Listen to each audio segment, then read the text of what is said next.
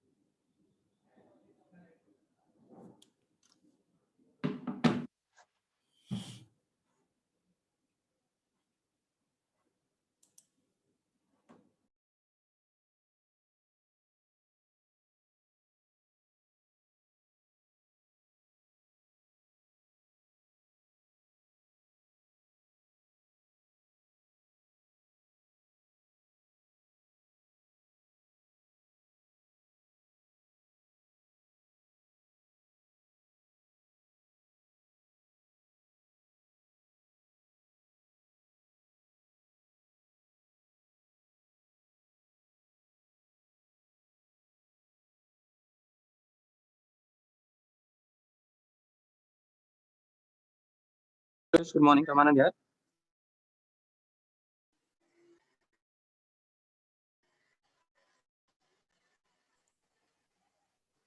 Good morning, Ramanand. Can you hear me? Yeah, you can start off, Lois. You can share your screen and start off. All right, I'll get started then. Let me share my screen. Just give me a quick confirmation if you're able to see it.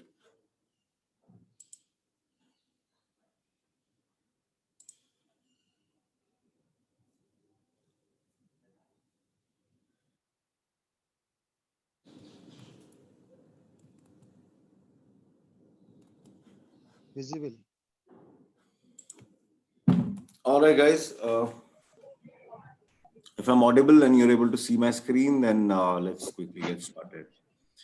To quickly revisit the agenda for today's call, the idea here is that we'll be going through a process where we'll be taking you through one type of problem, a machine learning problem that is generally faced by a lot of recruiters who are looking for right talent in the industry.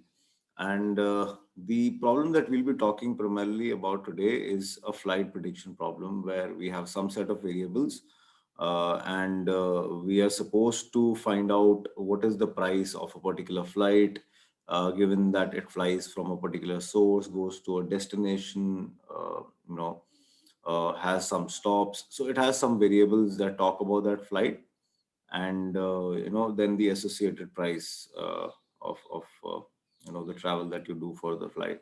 Now our task is to build a model essentially which could predict the price given these set of variables that we have.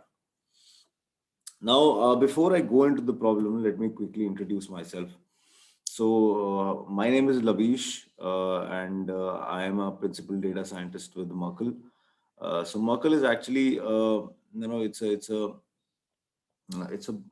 it's a marketing agency, I would say, from based out of USA, and it's a part of the bigger group called Dentsu AG's network.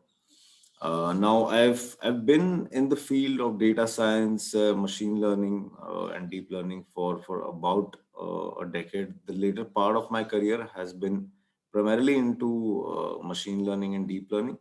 But I started my career as a statistical analyst. I'm basically an engineer with an MBA from Premier Institutes in India, and I've been in this sector, as I told you, for about a decade. I've basically worked with different clients, different sectors, and different business verticals. So I bring in a lot of capabilities from a functional standpoint where I have the experience of working with different business verticals, and that's something that helps you build problems and identify solutions for different clients. If you have that wide array of experience in different industries.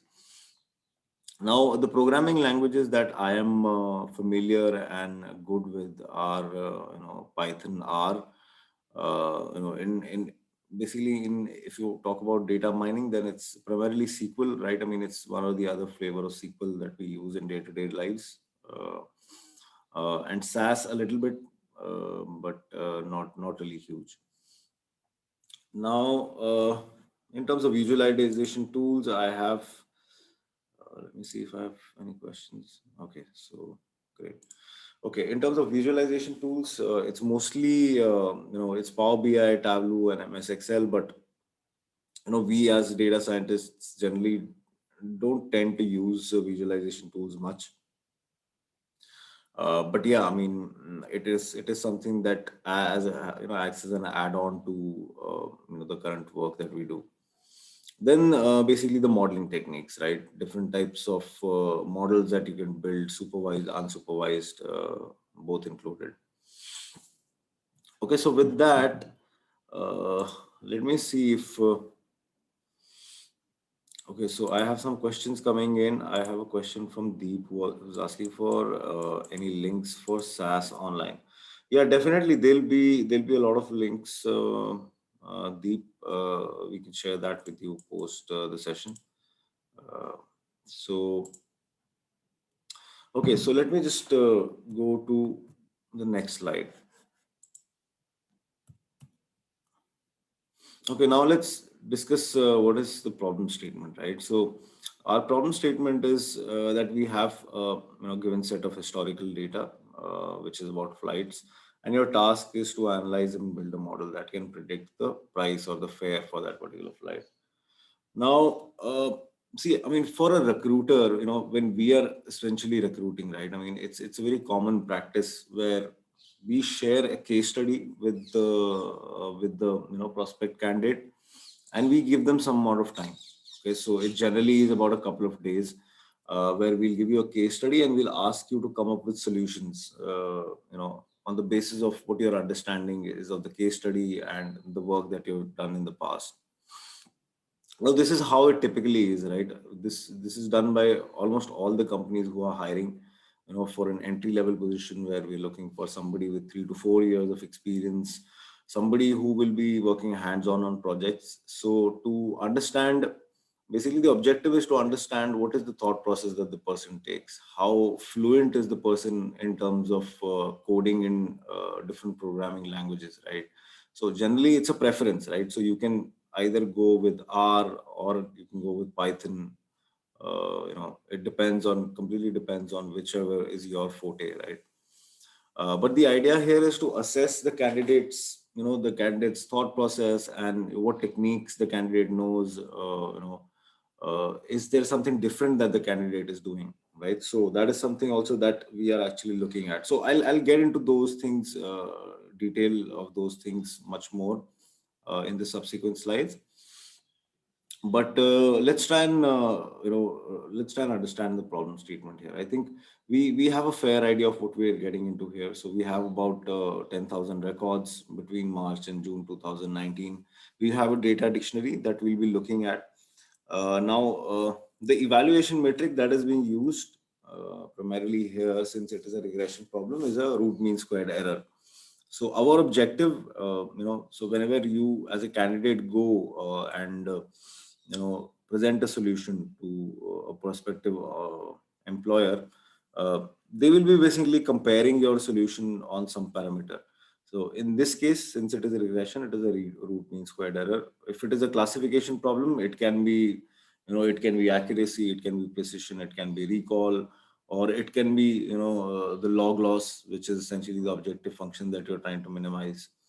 And, so it depends on what the, the person who's recruiting for looks as an evaluation metric, and, then decides to compare on. So in our case, as I said, it's the root mean squared error. Now, how should you approach the problem, right? So that's the main thing.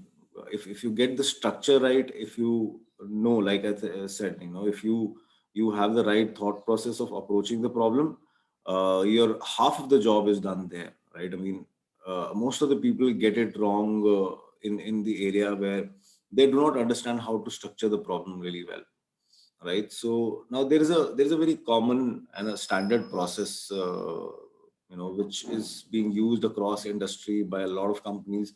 So you'll see all the Apples and Googles of the world who are into data science following this approach of problem solving called CRISP-DM.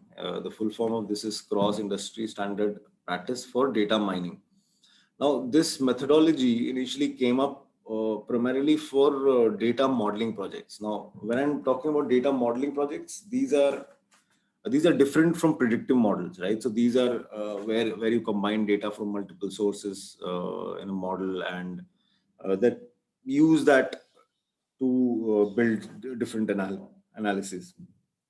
Now that is something that has been adopted for machine learning as well lately. Now the idea here is to basically spend considerable time on each process in this whole framework. So it starts with something called as the business understanding, right?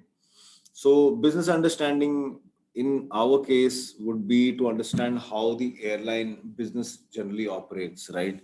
And what are the nuances of it. So for example, now if somebody is not aware of how flights operate, right? I mean, they will basically not be aware of a lot of things. For example, the average time for a person to travel from one destination to another, or the number of flights that are being operated from one destination to another. How do these flights operate? What are some of the important characteristics? So we'll look at the data and we'll try and generate our business understanding from there. Since because that's the only thing that we have right now, right? So we have the data, we have the data dictionary, and we have a brief problem statement. So that gives us a fair idea about what we are getting into. But generally, if it is a bit of a different problem, right? So airline is something that all of us are aware, right? I mean, uh, in terms of operations, all of us know that how flights operate and what is their business model in terms of going from one destination to another, and so on and so forth, right? So we all have, I'm sure we all have traveled through flights, and we have a good understanding of that. But in certain cases, you might have a business problem that could be that could not be really very clear. So for example, let's say you're applying for a company which is an antivirus company, right? And they share a snippet of the data with you, and they tell you that they want to build an anomaly detection model for the logs that are generated by systems antivirus, right? So whether it is, if a log is being generated, whether it is really something that you should focus on, or is it something that you can avoid. So in that case, a little bit of business understanding is required. So you should ideally just Google for it, right? So if it is something which is very uncommon, right? It is not airline, or it is not something which is very common. You should just try and Google and try and find out and read about what looking at. So you might get some ideas from there on how to better approach the problem, or how to look at this problem from different angles, which is very important for a recruiter to know that you're able to think out of the box and look for different type of solutions. So business understanding is something that you should spend a considerable time on. Now, the next phase is called data understanding. As the name suggests, it essentially is where you try and combine some data sets, bring in sources, data from different sources, and at least look at what sort of data do you have, at a broader level. So we'll talk more about what we do in these phases and how we do it. So we'll get into that more. The next phase is data preparation. Data preparation essentially is where you do things like missing value treatment, or you do some sort of imputation, or if your data is categorical, you do some sort of encoding technique, and make sure that the data is in a good shape.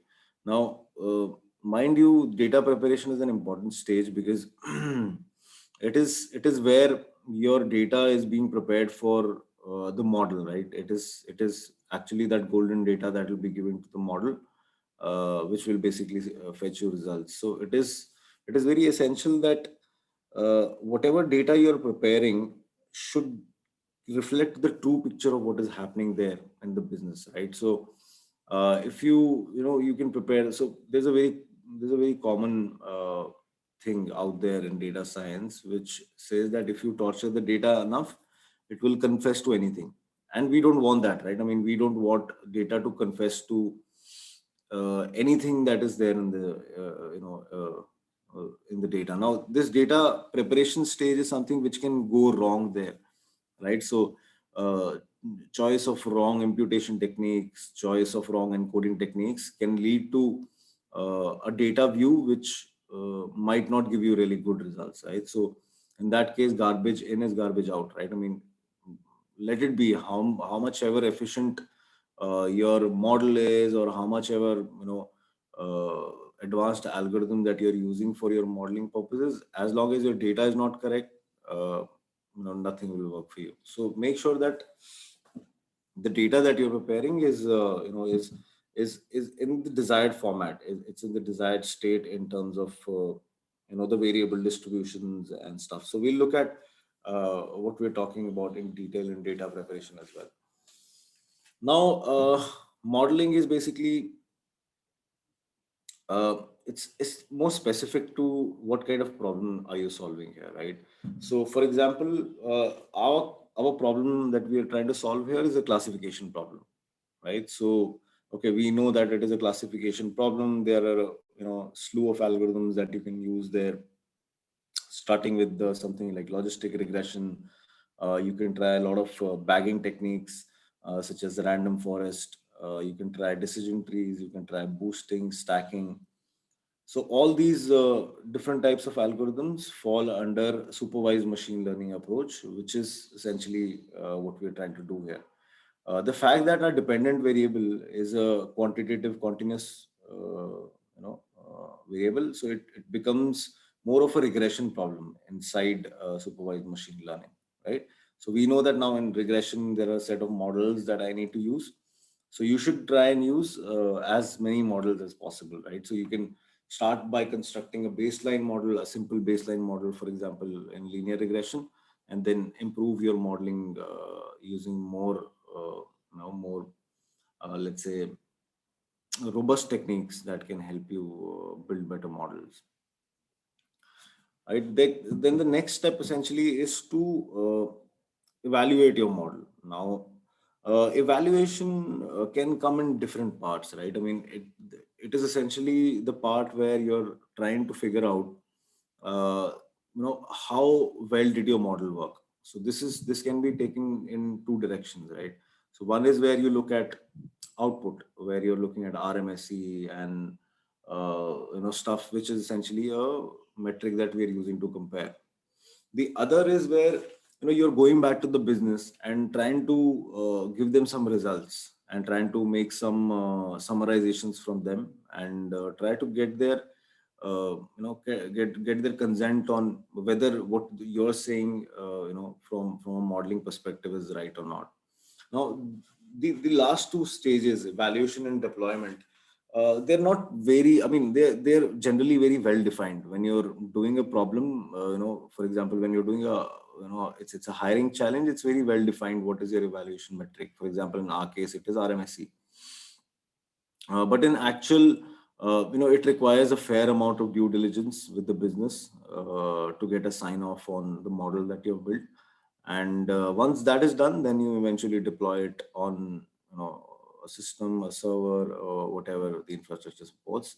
But for the hiring challenge, I think deployment part is not something that is really useful for us right now. So we'll just skip on the deployment one and we'll confine ourselves till evaluation. So let me go quickly to the next slide.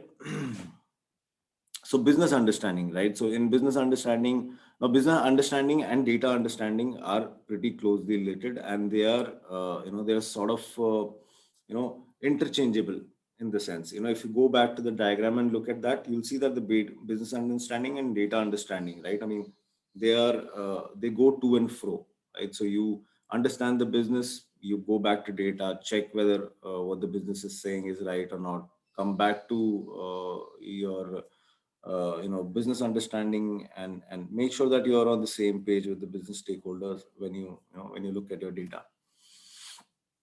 So in business understanding, your main objective is to basically identify whether the use case that you're working on is something that basically drives an end goal or an outcome, right? And generally now in a hiring challenge, your business understanding part is basically, it's very well defined, right? I mean, somebody, for example, if a company is recruiting, they will always give you a problem statement that is very well defined, where you do not have to spend too much of time on, let's say, devising that problem, right? So for example, in this case, we are very clear with the problem that, okay, we have to predict the price given, the name of the airline, the date of journey, source, destination, the route that it takes, departure time, arrival time, duration, stops, and some other additional info.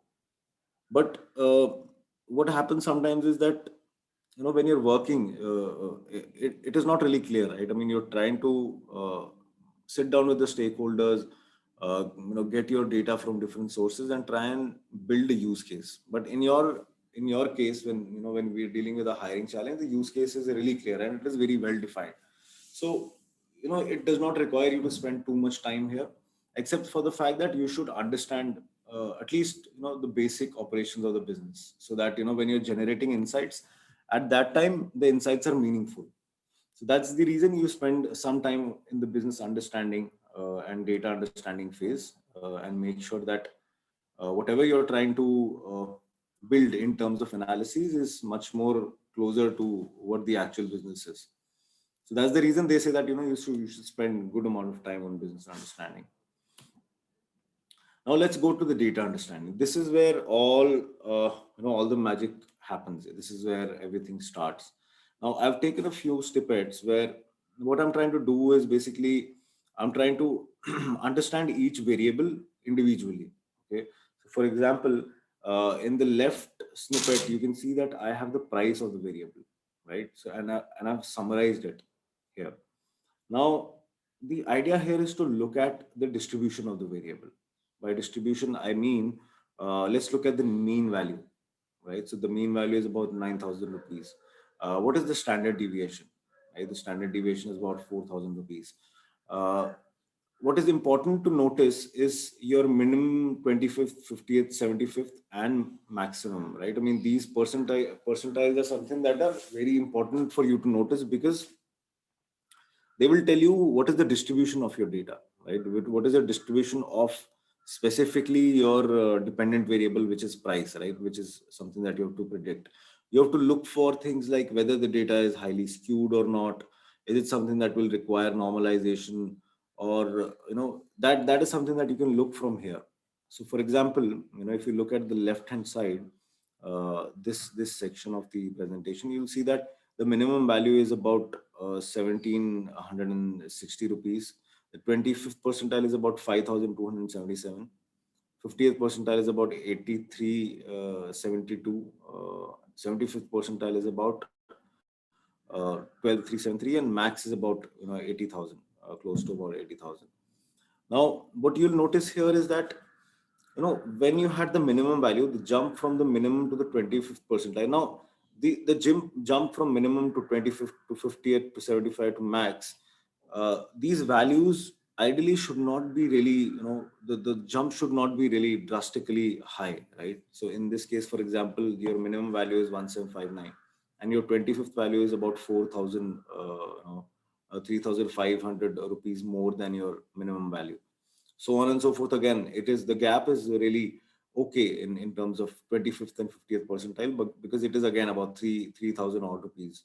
Here from 50th to 70th percentile, again, it is about 3,000, 4,000 odd rupees, which is okay, right? I mean, we are not seeing a drastic jump when we move from a minimum value to 25th percentile to 50th percentile to 75th percentile. What is interesting to note is that when you move from 75th percentile to maximum, at that time you see a big jump, right? I mean, it's essentially a jump of more than, I would say, 60,000, right? and that's something that gives you, that's something that should raise basically alarms, right?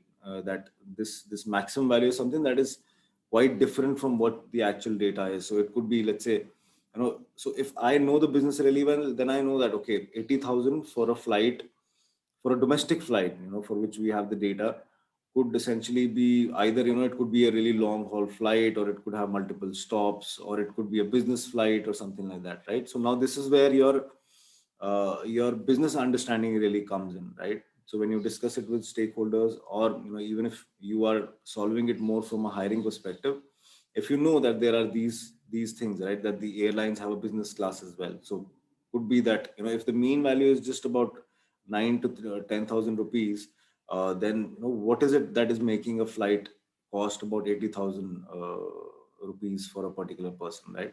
And you need to look at this value, and you also need to figure out whether this is something that you should keep in the data, or keep it as a part of your outlier analysis and just take it out. Okay, now the next thing is, again, we are just in this phase, we're just trying to understand and summarize our variable. We are trying to look for if there are any null values in the data. What is a good thing along with a good practice along with this here is to generate a distribution plot as well. So it will give you either a histogram or a probability distribution curve, and it will tell you more about how your data is actually looking like in terms of distribution. So the focus here is to mainly look at all your variables in a independent fashion, right? I mean, we are not trying to explore how related they are to each other. Okay, so we are trying to find out more, in terms of what is the quality of the data, what each variable tells me, and basically, you can do a bit of a correlation analysis as well to figure out, let's say, what are the main variables that are related to your dependent variable, which is price. So which will lead to the second part of our analysis, where what we are trying to do essentially is look at again, do data understanding, but do more of visualization, right? So before let me see if you have any questions so far. If I see a few people on the chat here. uh,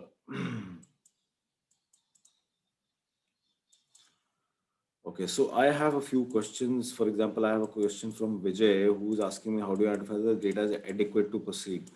Vijay, I'm not sure what you mean by adequate. Do you mean by the quantity of the data? I mean, do you have enough data points? Is that what you're trying to ask? Now, if that's something that you're trying to ask, then I think it is, even if somebody shares, let's say, 5,000 data points with you, it's completely their call, right? I mean, do they want to share a bigger data set, or do they want to share a smaller snippet or a smaller sample? Generally, it should be more than 5,000 because then it makes sense to build some analysis around it. But yeah, I mean, it should be a good quantity of data for you to have a solid analysis and do some good machine learning on top of it. Now, Deepak is saying that median may be a better measure of central tendency. Definitely, I agree to that, Deepak, because basically means are quite influenced by your extreme values, right? Both on the lower and the higher end. So mean is not something that we are looking at, but when you're looking at the distribution overall, where you're looking at 25th, 50th percentile. So your 50th percentile is nothing but the median, right? So you basically try to understand how does the distribution change when you move from, let's say, one percentile to another, where what you're looking for is not a huge gap from, let's say, minimum to 25th percentile, 25th to your median to 75th, and 75th to maximum. Okay, so Gagandeep says that it is left skewed data. See, it won't be left skewed. I would say it is right skewed data, Gagan, because data is skewed on the side where you have the long tail, right? And if you have extreme values, for example, in our case, we saw that there was around 80,000, which was one of the values that was maximum, right? So it appears that the model, the distribution has a long tail on the right. So it becomes a right skewed, right? It is not left skewed in that case. Okay, so Vijay is asking whether it means the data has all the required fields, any missing, etc. I mean, whatever data has been given to you, whatever fields are there, I think that should be good enough for you to start off with in terms of the variables that are given there. Can I have the link of the data set? Yes, the link should have been provided to you, I believe. We can, Ramanand, do the students have the link for the data set? Okay, I'm not sure if he's still there, but I think you should have the link for the data set. If not, we'll provide the link to you post we're done with the presentation bit here. So let me go back to what we are trying to do in terms of data understanding. Now, first, in the first part of the presentation, what we did was essentially looked at each variable individually. We looked at whether we have some null values in the data or not. And that's something that is the first step. The next step in data understanding is to actually look at how your dependent variable is essentially varying with the different independent variables. So how is price related to airline? How is price related to the source? How is price related to destination, duration, stop, additional info? Now, if you look at this, you'll see that uh, we have what we have done here is essentially we have generated some plots that give me a fair amount of idea about, let's say, so let's look at the first one, right, which is on the top left corner. What we're looking at is the month, and we are looking at the count of flights for month, right? So now month is something that I can extract, right? So I think I have a so I have the date of the journey variable from which I can extract my month, and then I can look at what is the count of flights monthly, right? So in the data that I have, it apparently seems that the month of June is pretty busy, right? So you see a lot of flights happening in the month of June. Then you have then you have the month of March and so on and so forth. So that's what we're trying to understand here. In the next, which is right next to this one, what we are trying to see here is the uh, sort of relation between the price of the ticket and the variable information, right? Then we are trying to look at price of the ticket and another variable, which is airline. So in this case, for example, when you look at the graph, which is at the left,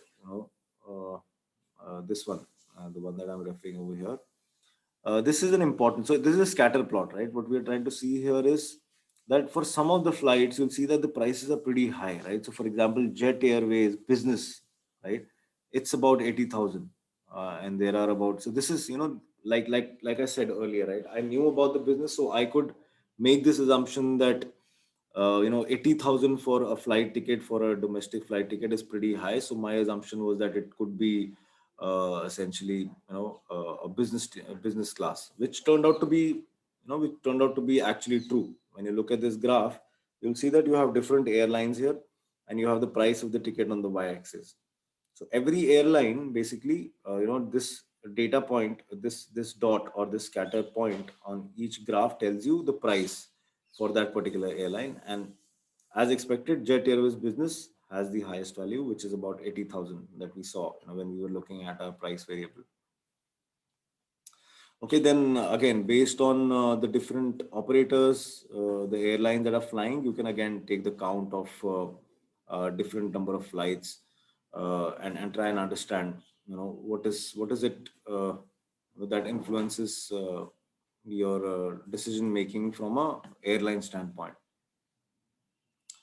Okay, so let me quickly see if there's any questions. Okay, so the definition of the columns to be analyzed from the hiring partner. Okay, so I have a question from Tanu. She or he, I'm not sure, is asking if we get brief definitions of columns to be analyzed from the hiring partner. Definitely, you'll get a very concise definition, which will include what each variable means. It will be a sort of data dictionary, right? Which will tell you about the data. Then you have, I think Krishna is trying to will the model predict the fare based on season as well? Uh, yes, it can, right? Because Krishna, we have the date variable here. We have variable that talks about, let's say, the month in which the flight operated. So But I didn't mean the season as in season, but when I meant that it was the pricing season, like the like you said, if demand. it is Diwali or Right, festivals, or maybe like there is a peak season for business, financial year end or start, things like that. right, right. See, I mean that is something that can be captured as a part of as a part of your date variable, right? Because I do not have a variable that indicates. Now I can engineer that feature, right? That is something that is an interesting thing to do, right? So let's say if I have the for the month of so I don't see the month of 10th or 11th having let's say a lot of flights here. So for the months for which I have information are 1, 3, 4, 5, 6, 9, and 12. Now what I can do is I can factor in that seasonality that you're talking about. So for example, if I know that some significant event happened in July or June when we see a lot of flights happening, right? So it could be anything, right? It could be a discount that they were running, that the flight operators were running. So for example, if it was the month of November, I would assume, if there were more flights at that time, they were primarily because it was Diwali, right? So you can engineer a feature where you can basically just keep that, keep a variable which could tell you more about, the seasonality, and make your analysis more, seasonality prone as well. I mean, it'll tell you more from a seasonality perspective, and get that angle into the analysis. So that's And something that you can engineer. I mean, that's not necessarily something that will be so given. this is how probably they engineer the dynamic pricing when you calculate the fares as well, right? Like suppose Yes, yes, there are yes. more people coming in at the moment and there's a lot of a rush for the tickets, then they start increasing the price as well based on the. Now, dynamic pricing is dependent on demand and stuff. I mean, that's a different thing. That's a different algorithm, right? I mean, that's something that a lot of cab sharing rides as well do. But that's different. I mean, that's not something which is similar to what we're trying to do here, right? So that in that case where you're trying to figure out the demand as well, then you have some more components coming in, and it becomes much more complicated when you factor in the demand as well, and Yeah, because that is try to. actually the reality. Because this one, what we're doing is just a static price analysis. Yes, yes, yes. So, I mean, the idea here is not to, you're not building some system that you'll give to an airline. The idea here is to look at what is your thought process. How do you approach a problem? What are the different angles that you can look at? So, for example, I mean, if I have to engineer features, everybody can, like you came up with this idea, right? That you can introduce seasonality, right? So I'm not sure everybody will come with the idea. Probably a lot of people will just go with the features that are there. They'll not engineer something new, which could be, more suited from a business purpose. And again, to engineer features, you need a business consent as well, right? So let's say if you engineered a feature which talks about seasonality, and that feature actually improves the model, then it makes sense to keep that feature in the model. But if you feel that you have engineered a feature which is not doing anything in terms of improving your model, then it does not necessarily make sense to build a feature like that. So Got it. okay, then Vijay is now see biodata for data. Does Univariate analysis also helps? Okay, yeah, Vijay. So univariate analysis is what I discussed in the previous slide, right? Where I'm just looking at one variable. So I'm looking at their distribution. I'm looking at, let's say, if it is a categorical variable, what are the different categories? How are they organized, right? So, for example, if I'm talking about an airline, which is the operator, then which is the operator that is operating most flights, right? So this is all univariate analysis. What we did in this one is a bivariate analysis, where we are trying to look at our dependent variable versus multiple independent variables. Okay. And let me see if we have any more questions. We any basic idea from this data that some reasons for business and discount or some program which can please ensure good sales and also should not cause extra Vishnu, I'm not sure what we're trying to drive. I mean, what is the point that you're trying to drive here? But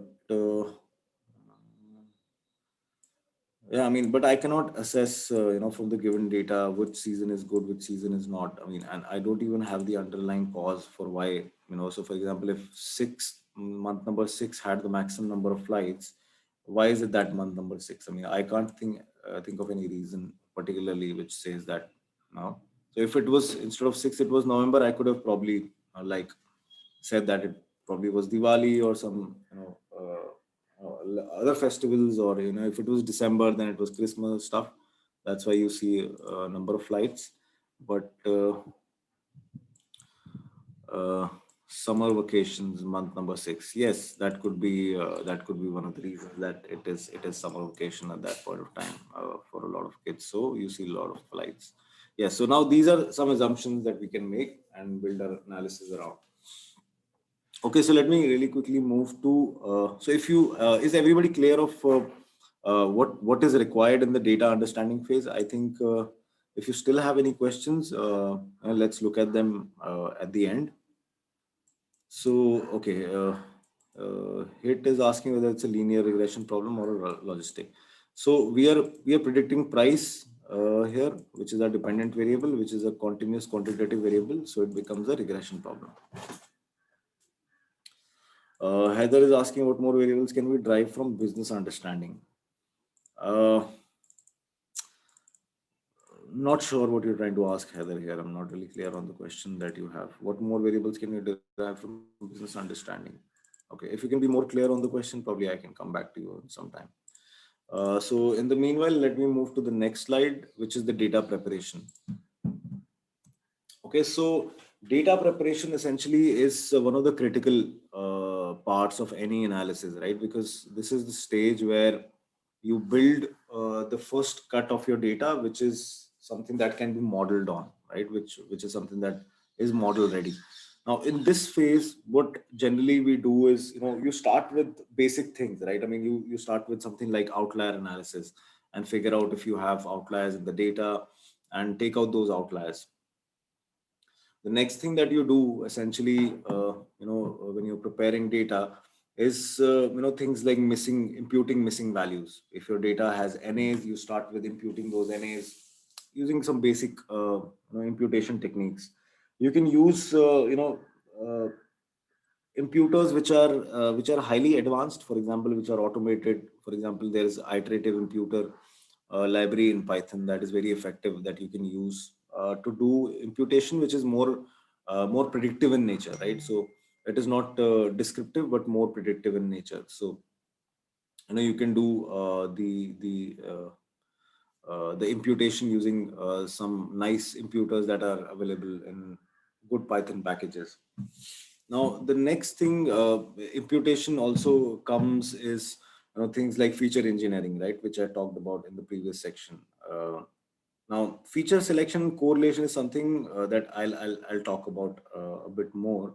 But let's first talk about. So we are clear around outlier analysis. Just to figure out, the outlier analysis part is to basically take out anything that is much more away from what the actual distribution of the data is.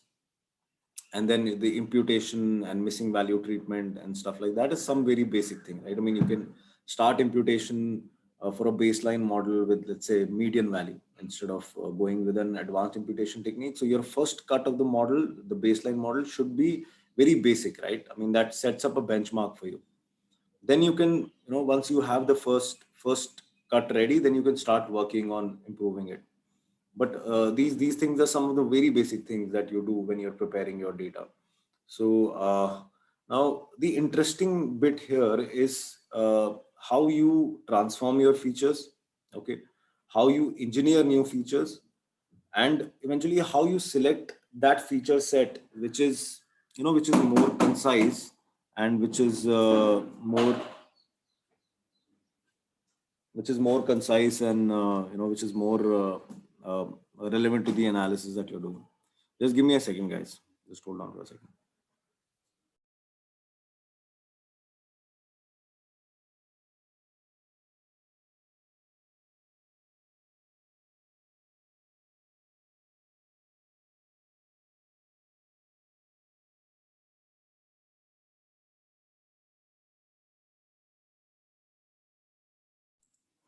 Okay, now the case study that we have been given here, the data is not too much, right? So you're talking about 10,000 odd data points, and we are talking about 8 to 10 features, right? But in some hiring challenges, you might have a bigger data set, not maybe in terms of the data points, but in terms of features, right? So they might even give you in some cases. So for example, we have recruited, and I've seen recruitment even when I was know, getting recruited at that point of time initially in my career. I had a company where I got about 100 variables. They shared 100 variables, and I had to spend a considerable time in the feature selection area where I wanted to just take in the features that were relevant and that were contributing to my modeling activity.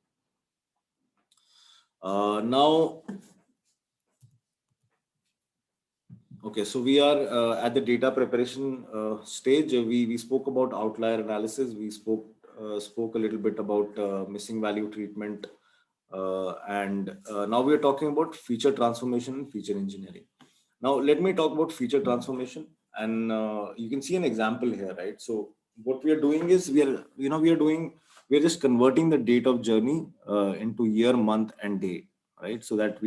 So this is just a simple transformation that I'm doing here, where I'm breaking down my date into three different parts, which basically is something that I can use, and it becomes more of a granular study for me. I can look at things that are happening on a day basis. I can look at them on a monthly basis as well.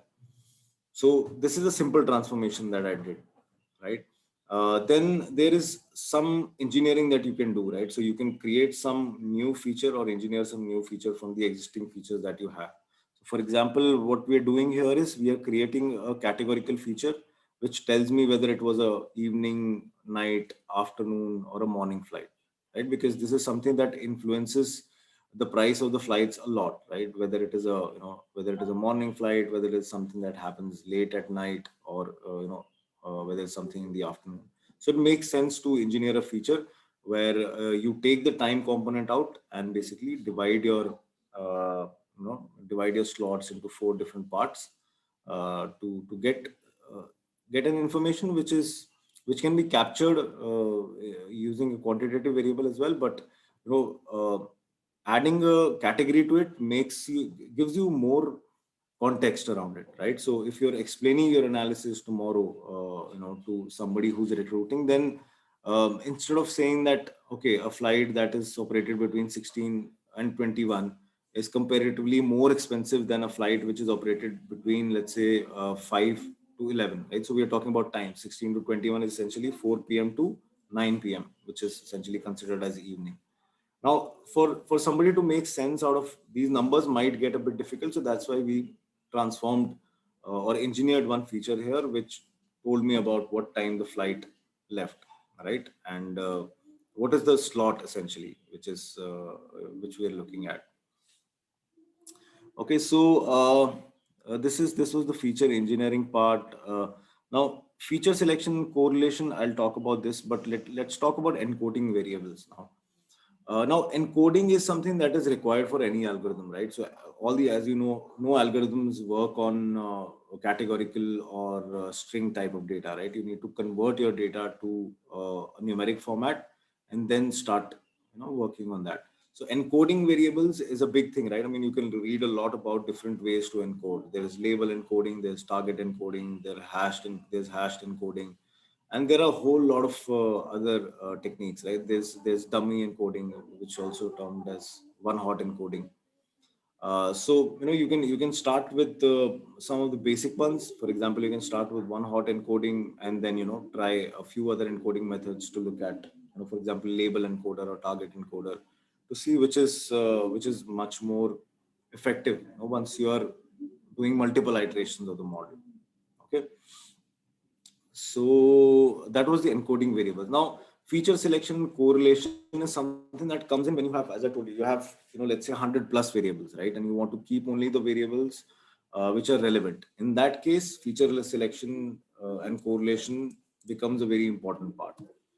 Now, what you do here essentially is the most basic thing that you can do is you can look at correlation between your dependent and independent variables, right? That is something that will tell you, okay, so your dependent variables is mostly being influenced by, let's say the time when the flight leaves, right? Or, the number of different destinations that it is serving, right? So the idea here is to figure out correlation between dependent and independent variables, and figure out those variables that are highly correlated with your dependent variable, right? So that you can keep them as a feature set and use that to model whatever use case you're building around. Okay, so let me see if I have any questions here.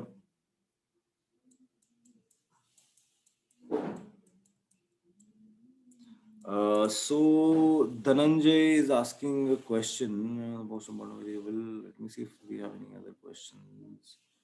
Booking the most important variable missing from the data set. Isn't time of booking the most important variable? Yes, that could be one of the most important variable. But whatever we have been given, I think that's something that we have to work with, Haris. Okay, so Dhananjay is asking, how do we decide which kind of plot will help us understand the data better?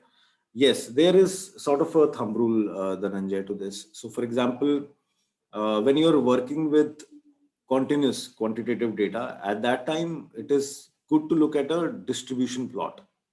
Okay, so for example, Seaborn has a plot called Seaborn, it's called a dist plot, right? So in that you give your variable. It's essentially more of a univariate plot that it generates.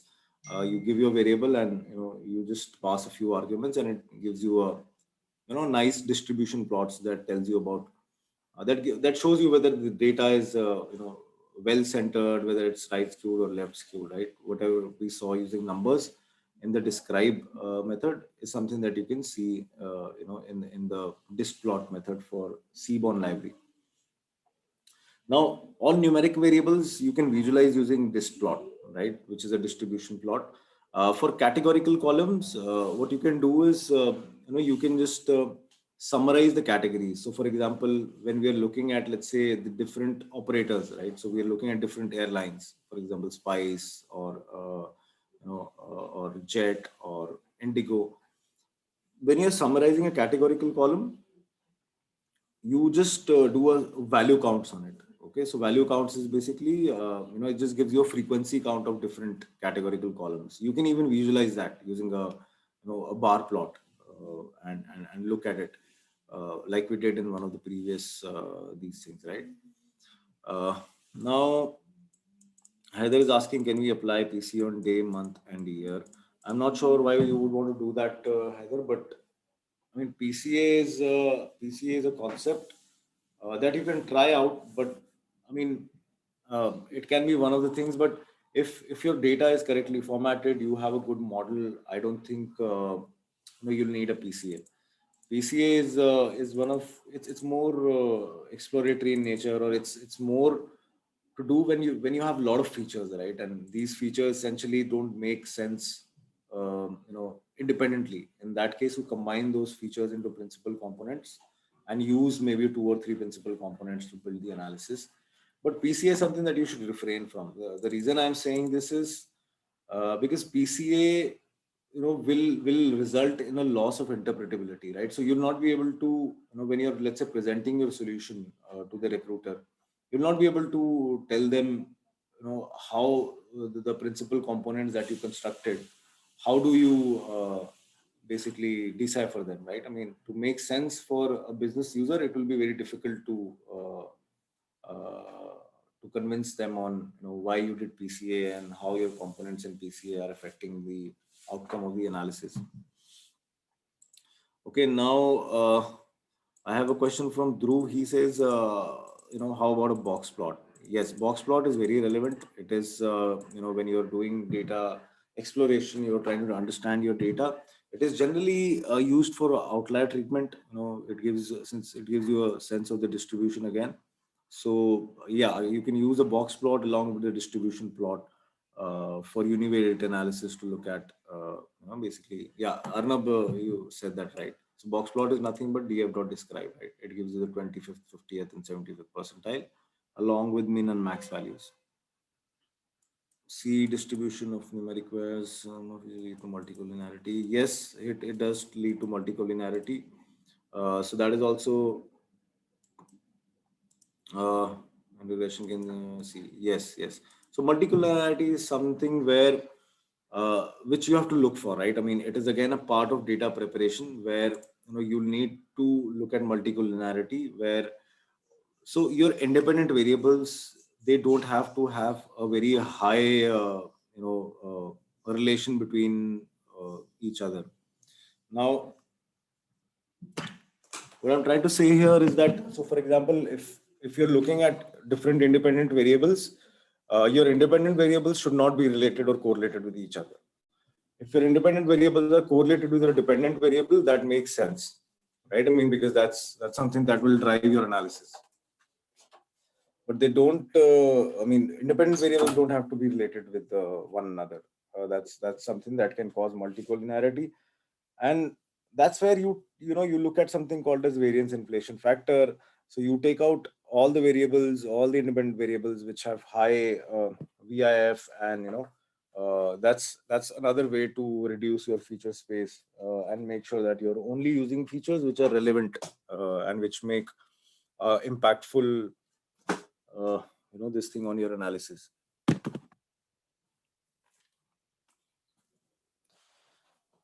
Okay, so that was the feature selection and correlation bit. Okay, so in this case, there's not much of feature selection because, as I told you, right? I mean, we have a very few set of variables, anyways. So you might not spend too much time on that. Instead, just try and figure out which are the important features. If you have, let's say, 10 to 12 features, which are the most significant ones that you can use for the analysis. So generally, I mean, if I have a small feature space, I will just look for multicollinearity and pick out the variables which are not influencing my dependent variable and have a high VIF. Okay, so let me go to the next one. I think I saw a question on SHAP values. So I'm not sure what that is. Are you talking about Shapley values? Whoever asked that question. Yeah, I mean, that also deals with. So yeah, again that deals with multicollinearity. It depends on how you want to solve multicollinearity. Do you want to use Shapley values or do you want to use VIF? Completely depends on what suits you more and which is the area where you have the understanding, better understanding. Okay, now once your data is prepared, the next step essentially is the model building part, right?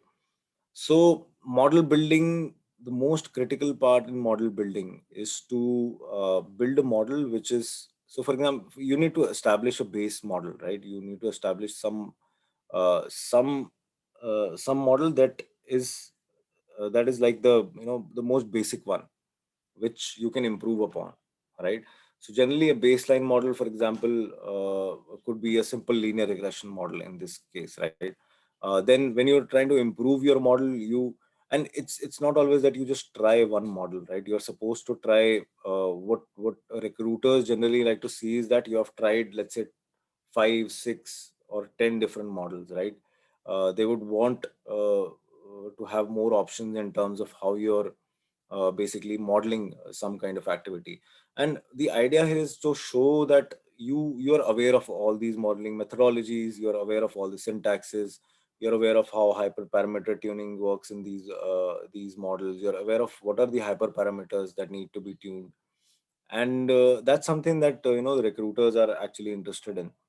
And I think to start with that, you should first start building a simple model, a baseline model that will give you a starting point. And then you can start building more complex models, for example, a XGBoost model, or a random forest model, or a boosting model, or even a stacking model to improve the accuracy and see, with different iterations, how better can you get in terms of the accuracy that of the problem that you're trying to solve. So model building is essentially, as we all know, right? I mean, it is two parts, right? It is hyperparameter tuning, It is once you've done the hyperparameter tuning, you have evaluated your model on let's say a cross-validated set. Eventually, then you deploy that model on the actual data and basically look at and compare your different models in terms of the behavior that they are exhibiting. So okay, so once your models are built, the next thing is model evaluation. Now, model evaluation can be done using multiple techniques. The first one is using model diagnostics, right? So model diagnostics is where you're looking at things like RMSE. You're looking at your the objective function that you're minimizing. You're looking at your R squared value. You're looking at your P values of different variables. You're looking at the P values of the model. You're looking at the adjusted R squared and stuff like that, right? So these are basically using your model diagnostics, right? And now the next thing which is more important is more from a validation standpoint. So what you do essentially in model evaluation using out of sample validation is so you build the model on some set and then do a prediction on the other set. Now, when you do a prediction, generally it is a good practice to basically, once you've done a prediction, to look at the distribution of the prediction that your model outputted versus what was the actual, and overlay it on the same graph. So you'll see some areas where it might the two distributions might not overlap with one another. It might be the case of that in at the lower bound the distributions are not matching of actual versus predicted, or at the mean value it is not matching, and stuff like that. So the idea here is that you need to basically build some plots and visualize the actual and predicted using those plots, apart from just looking at basic model diagnostics to figure out whether your model is good or not. Now, the second part also tells you about whether your model is overfitting or not, right? So if you overlay the actual versus predicted and you see that they are exactly the same, then in that case you might want to take a step back and relook your models on whether you are overfitting or not. So that is something that you can get by out of sample validation. Then there is the part where you do the model evaluation with the business users. Now this is where you give them insights that, okay, this flight flew from, let's say, Delhi to Chennai. It had a couple of stops. It was operated by Jet Business. So that's the reason it was, let's say, it had a higher price, right? So there are these things that you'll need to evaluate. So if, for example, your model is saying something, why is it saying so, right? And by building a simple benchmark or a baseline model, this is the insight that you can generate, right? So a simple linear regression model will give you weights for each of your variables. So it will tell you which variable is more influencing your outcome, right? So that is a positive that you have with the baseline model, which you might not have, let's say with let's say a stacking kind of a model, where you might have feature importances, but it will be very difficult to tell somebody that okay, if I increase this variable by this much, my dependent variable increases by a certain amount as well, which is something that is very clearly evident in linear regression. Now again, comparison of model output distributions is again comparing actual versus predicted by just comparing the distribution of these two different outputs and making sure that they are very much in agreement with one another. Okay, now let me see if I have any questions so far.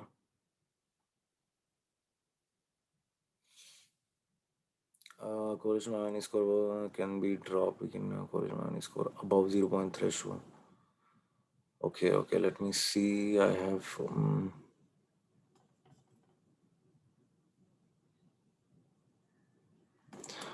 and if the target is too high, we drop them. How do we decide the threshold of a correlation value above, below which we can drop?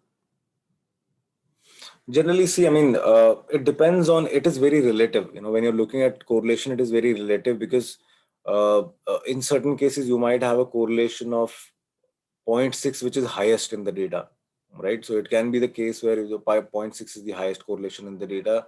So you cannot say that anything which is below 0.7 you'll drop it. It completely is dependent on what are the correlation numbers actually. In some cases your correlation might be 0.9. I mean, and it might be the least correlation might be 0.7. So in that case also, so it completely depends on what is the correlation figures that you have for your data.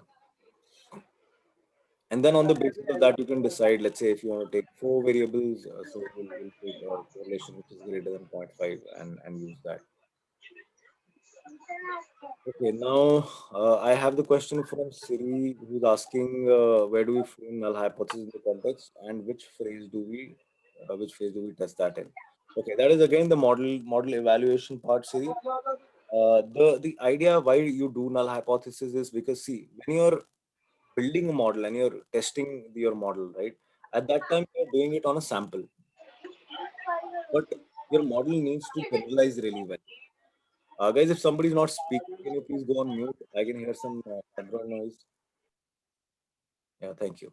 So the idea here, the reason you do hypothesis testing is because you want to drive, whatever result you're building here. So for whatever analysis or whatever model you're building here, you need to make sure that your model can be generalized well, right? So for example, you're building it on a smaller set, right? But let's say when you deploy that model, your model will see different sort of distribution. It will see different type of data. Now you need to really generalize well whether your model will perform as expectedly on new data or different batches of data as it has been doing on the training data. And that's where you do the null hypothesis testing, right? So you frame a null hypothesis. You say that the model results will not vary, right, across different samples. Now the null hypothesis can be decided on so once you've built models, let's say once you've built 5-6 models, you need to do a hypothesis testing for each model so that you can basically generalize your model well on the bigger data, right? If it comes in. So the hypothesis testing is generally done. It's hypothesis testing is more to do with sampling, right? It is either to check, for example, whether your sample is a good representative of the population. That is most of the times the use cases, right? Or whether your two samples are dependent or independent or not. In the case of machine learning, in the case of model building, hypothesis testing is generally taken because you need to generalize your model results, right? So if you've built your model on a sample, you need to make sure that, okay, the model is not just good for this sample, but it is something that will perform across different samples, right? And you can choose a test, right? T test is essentially, if you have values, it's a student T test. If you have values less than 20 or I don't know, less than 30, then you go for a T test. If the data points are greater than 30, you go for a Z test. uh, ANOVA is essentially to check the dependence or interdependences of the samples that you're considering. But ANOVA for model evaluation is not something that I generally. I mean, it's a it's a testing methodology. You can use ANOVA, you can use T test, you can use Z test. Most of the times, Z test is more favorable than ANOVA. ANOVA is more to find out. So ANOVA is basically to do with categorical variables, right? It basically tells you that if you have two variables, uh, how does the variability in the two categories basically vary with different variables, right? So what you're trying to find out is a F score, which is basically which is a factor of your variance between groups divided by variance within groups. So ANOVA is mostly used to understand how your two categorical variables are related, how related or dependent or interdependent they are, right? You're trying to just analyze the variance over those two samples. Okay, so Rohit, will there be a influence of seasonality? A lot more data in 1 month on our model building. I don't think so. I don't think so. Seasonality का मतलब it does not really mean that you have more data for that particular month. It's just that it just means seasonality can have an effect. I mean, it would certainly have an effect, especially on an airline data, Rohit. but I think that has already been talked about, right? We said that in our data, for example, in the month of June, we see a lot of flights being operated, and that's partly because it's summer vacation for a lot of kids, and all the families are traveling and going on vacation. So we are capturing that fairly well here. So that is done with. While training the sir, I mean, well, okay, I'm not still getting your question, Rohit. Maybe you can frame it in a better way, so I'll come back to it again.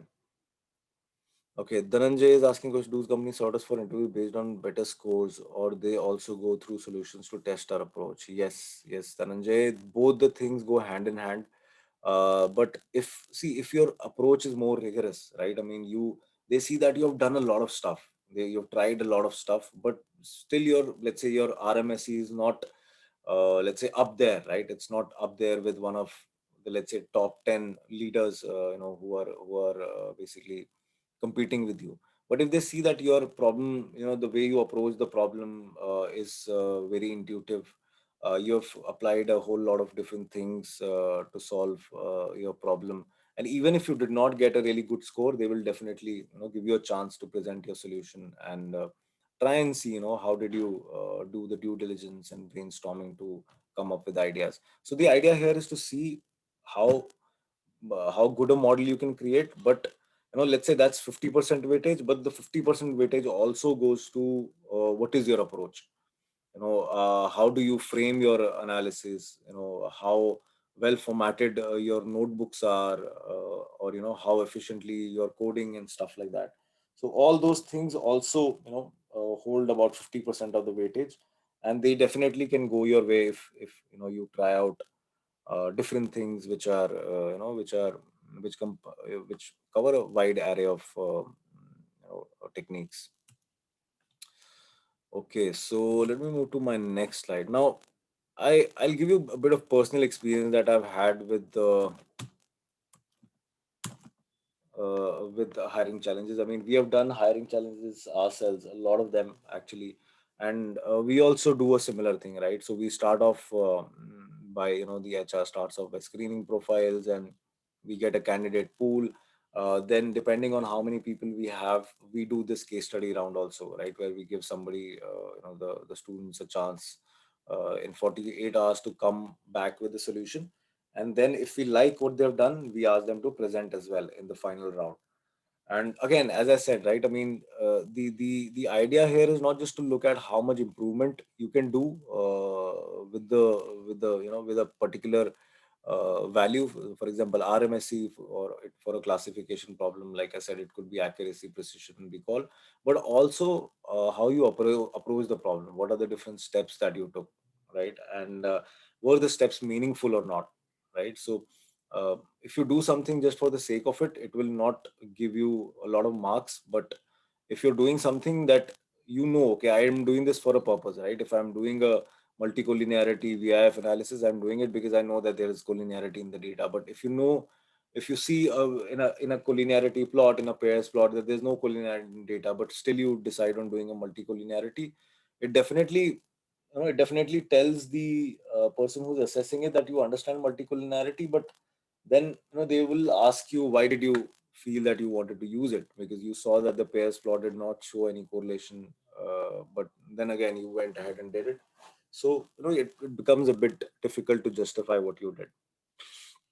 But my suggestion would be that whenever you're going for a hiring challenge, whenever you're given a data set, spend good time on understanding the data well, right? Modeling is something that is short and sweet. There's not much you can do there.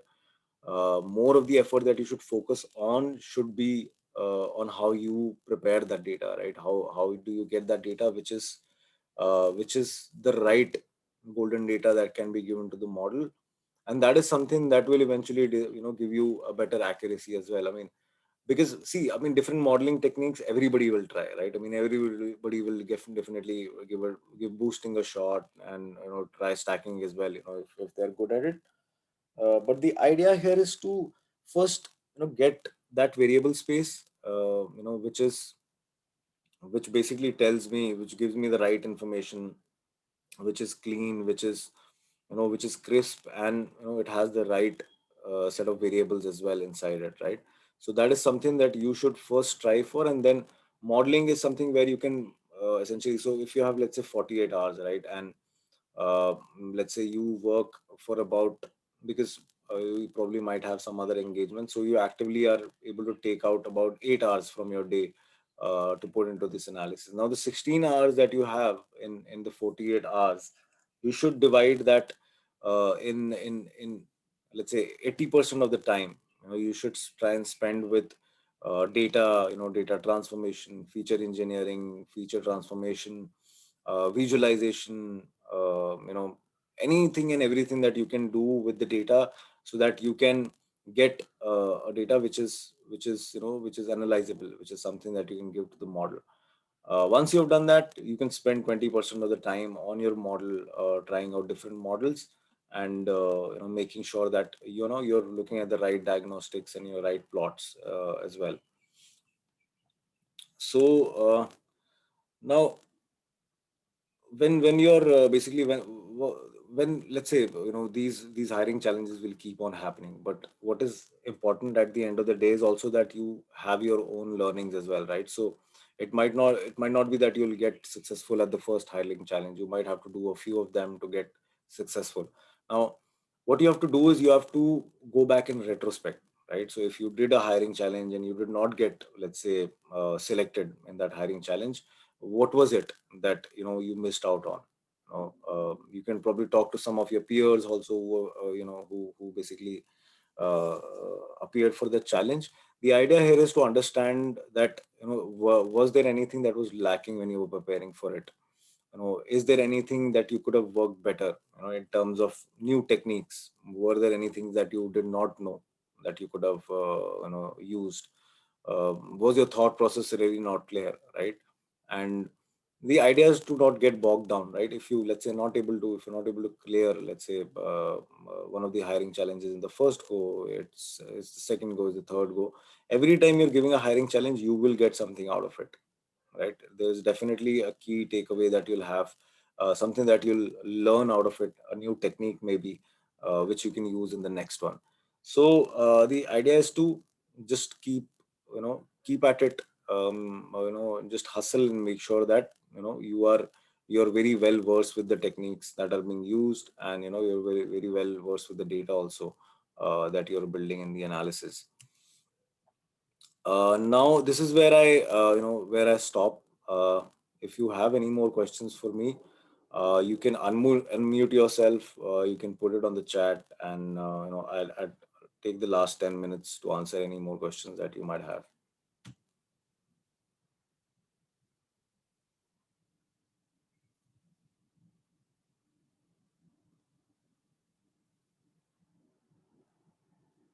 Okay, Chitranjan is saying it could be judged with both scores and methods based on how properly you present the outcome and approach. One such example could be a README. Not sure. I mean, is this a README to basically give the person who's assessing a heads up on what you have done? If that is what a README is, what you're calling README, Chitranjan, it makes sense. Makes sense to keep something like that, so that somebody has a reference to fall to regarding what you have done. Okay, so Prangya is asking, do companies ask basics of math background of different model? Yes, they do sometimes. Yes, I mean, it depends on who's sitting in the panel. If you have somebody who's a statistician, who's a machine learning practitioner, then in that case, I mean, they will definitely get down to the details of the maths and the stats of each model. So, for example, when I am assessing, right, personally, I generally go to that level where I'm not just looking at the information that the person has from a top level, but they should understand how each model also works, more from a algorithmic standpoint than just using that for scripting. I have one other question. How much of time do we get to work on such problems in real time during an interview? Is it mostly that you have to do it on premises, or you get some time where you can go back and come? How does it really work? Who's the one This who's is asking the Shalini. question? This is Shalini. Okay. See, I mean, it is generally, when they're giving you a case study, they give you a couple of days of time. They will give you at least 48 hours to come back with a solution. If it is, let's say, happening on premises, then it will not be a case study that they will give you, right? If it is a case study, they will give you time to solve it. I mean, you'll get at least a couple of days minimum to solve a case study. And generally they expect a presentation as well in the 48 hours that they give you. You have to have a notebook as well as a small deck that you can share with them, which talks about the way how you did your analysis. Okay. Yeah. Thank you. Yep, Great you're welcome. inputs. Yeah. All right, anybody else, any more questions? Please feel free to share any thought you might have you know uh, in your head, and I'll be glad to answer it. I'll share. So my question is, can we put code snippets in PPT? Who's the one who's asking the question? Please give your It's, name first. Yeah. yeah, it's Gagan. Okay. Gagan, code snippets. I don't think they're required, right? I mean, because you have your notebook, you have, you have, if you're coding in R, you have your R script anyways, right? So you can always pull that script up and show it to them. Uh, when you're doing a presentation, I would say focus more on your soft skills there than on the technicalities of stuff. So make sure that your presentation is engaging. Make sure that you're spending time on storytelling when you're doing the presentation, right? So it does not have to be directly putting up a code snippets and just putting it in a deck, and that is not something that you should do, right? Ideally, because they would want to see how do you really put that story forward, right? In terms of how things are happening. So when you're building a presentation, focus on storytelling than on something else, than on basically putting code snippets in. So we can say that if there are like business-minded people, so we can prepare a storyline for them, and if there are like technical people are there, then we can like show our scripts and all those things, right? So see, for technical people, you always have the notebook. But when you're doing a case study round. So for example, when we are doing a case study round, so we have people from the senior management also coming in, because at a level where we have somebody who's 3 to 4 years of experience, we expect them to handle the clients independently, right? So that is something that is that comes when you have that soft skill as well of telling the story in the right way and making sure that your findings are communicated effectively to your stakeholders, right? So that is something that you should also focus on, right? Storytelling is a very important part of data science, because whatever you do, if you're not able to communicate that really well, I mean, I think you're on the losing side there, right? So it is very important. It is, I would say that it is as important as your technical skills, right? Your storytelling skills have to be as good as your technical skills, so that whatever you're doing is convincing and it is something that the business user will buy. Okay, so make sure that you spend time on creatively creating the presentation, which definitely talks about a story as well. Okay, so Deep is asking for some resources on SaaS. Can we share with the Raman? Can we share those resources with them? Yeah, I'll check and I will share. All right. Any other questions, guys? Hi Lavish, Chitranjan here. Hi, Chitranjan. Tell me. So, like couple of months back, I also came across like this kind of interview, and I got a question, a data set with a problem statement, and I needed to solve it in 2 days. It Mhm. was, I guess, it was from Airbitix maybe, and From? Airbitix. Acha, okay. So it was like Yeah, definitely. The problem, I suppose, like I solved it and I sent it to them, and after a week I got the result of it. So it was like they provided me with a, like, definitely a rejection one, but they actually provided me with an optimized solution with a better scores and everything, which they might have received from someone or they might had. So how can you suggest something that we can approach to a more optimized or for better scores in terms of the kind of problem statement we receive? Any So suggestions or when you something? said optimized, I mean, was that notebook like, it had better modeling See, it, practice, it had better features? yeah, it actually had two problems. One was a coding problem and one was a data analysis problem. So data analysis part, I definitely like gone through it, and it was like it had better scores, and with the coding part also it has some bit of optimization. Mm-hmm. So in that way. Okay, okay. So what you're trying to ask is, I mean, what is your question? I didn't get. So my question is like I'll definitely ask for the data analysis part or data science problem. Like they actually had better scores and they would suggest us to go for the better approach to get better scores. Mhm. So like any suggestions, something that could help us in doing more advanced analysis or anything based on the problem.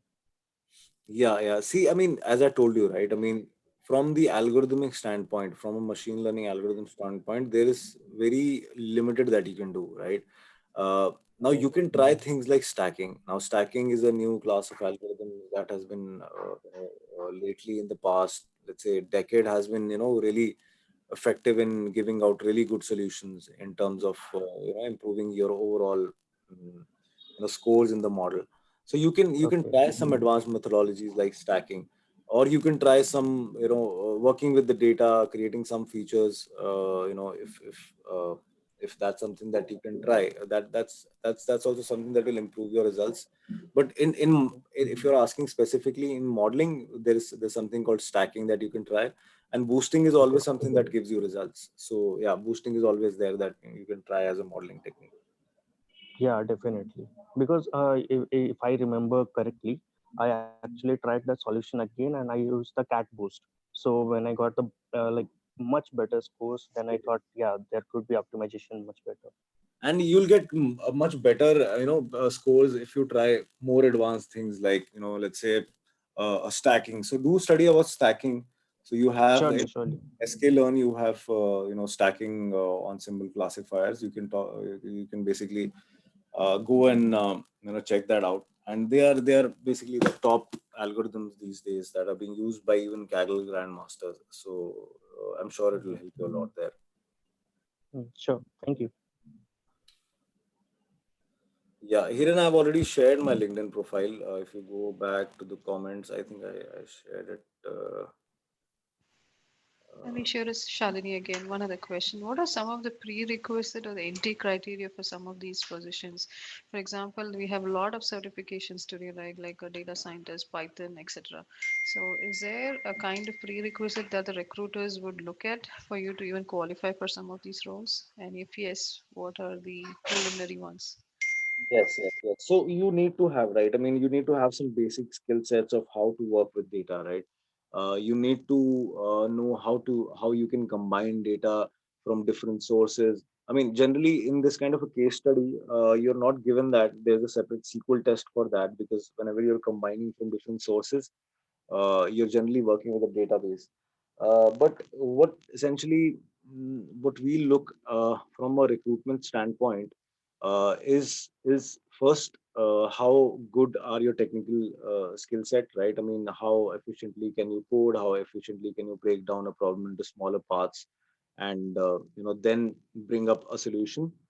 The next thing that we are also looking at is, one of the main things that we are looking at is, again, the communication, the storytelling part. That is, I think, a very critical part, because, as I told you, right, I mean, the expectation from somebody who's 3 to 4 years or maybe 4 years plus experience is that they can handle the client engagements independently, right? Or they can handle any stakeholder independently, by having the right communication skill set, as well as the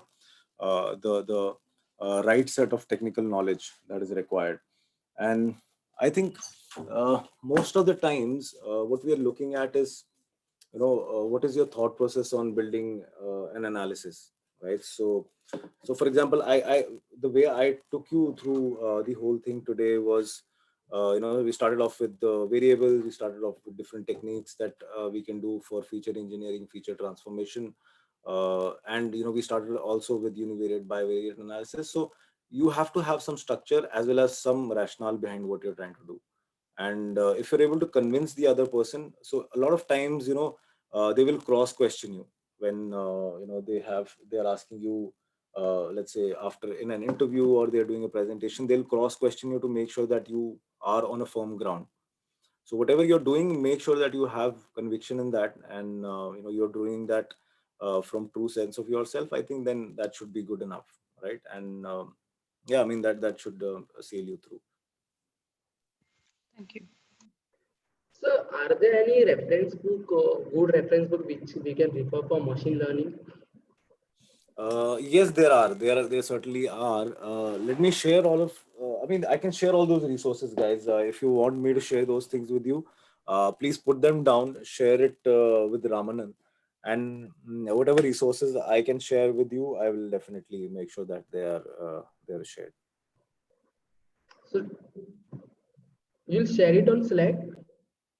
I'll share it with Ramanan. He'll share it with you guys. Because I don't have anything right now here. I mean, on the top of my mind right now, which I can share. And so who all have the request of resources, right? Just ping me on Slack what you require, the DM.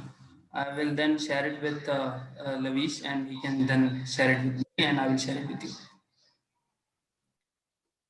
Okay, done. Awesome, guys, I think we're on the top of the hour. Ramanand, I think we can close it. It's 9:32. Yeah. Yeah. We can. I just have one last question. Yeah.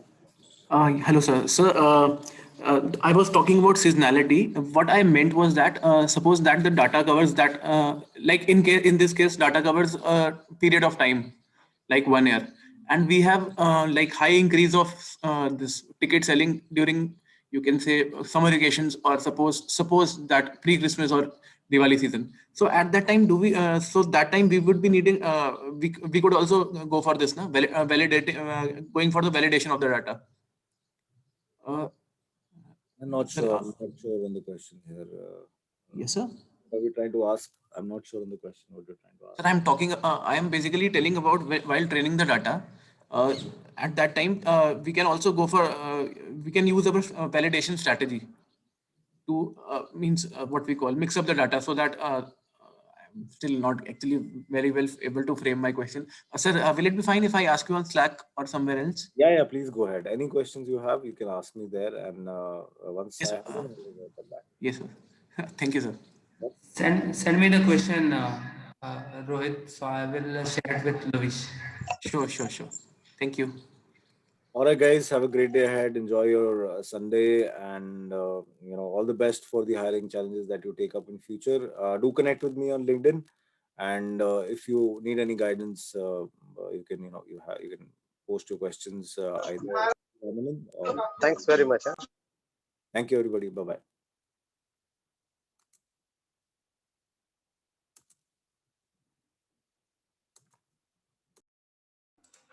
Thanks, Lavish. Thanks a lot.